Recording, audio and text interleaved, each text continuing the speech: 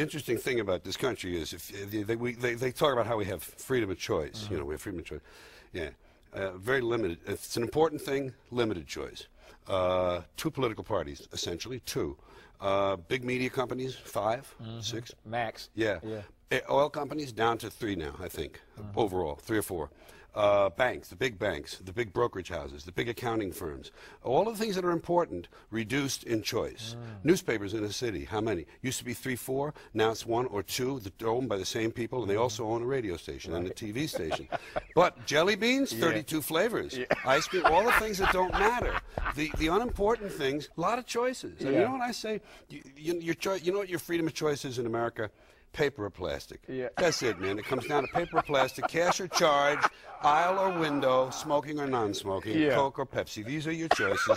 Everything else is kind of laid out for you. You get to do what they really want. They do what they want. The ones who own this country, they do what they want. Speaking of our choices being usurped or taken away from us, what do you make of what? And I'm fascinated to ask you this because all the things that you've been talking about for years.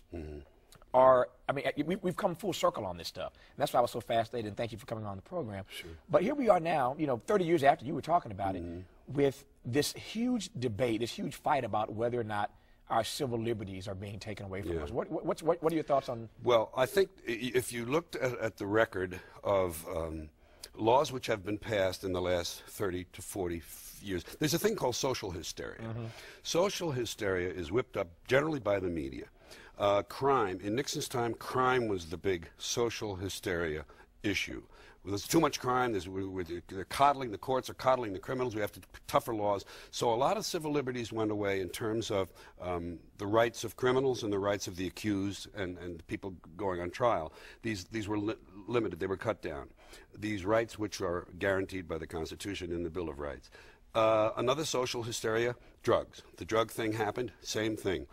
Big flow of drugs. We're going to fight the drugs. We need newer, tougher laws. We need draconian sentences. We need to be able to go into houses. We need to be able to do this. We have reasonable, you know, all of these shortcuts have resulted in less liberties because of social hysteria. The media whips up the frenzy. People get all excited. The legislature passes it. The the executive signs it, and the judges, then the judicial branch okays it sometime later when it gets to them.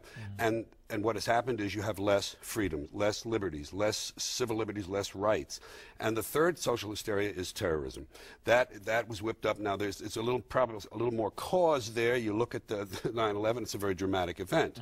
But that too has been used with this Patriot Act to reduce our liberties. They say, well, if you have nothing to hide, what are you worried about? You know that whole argument? Oh, yeah, good. You tell me about the people that are, you know, just getting out of prison because of the DNA, if they had nothing to hide. It's just, listen, this country is owned by the ownership class. They do pretty much what they want. I figure it's like a freak show. Here's what I do. You know what I do?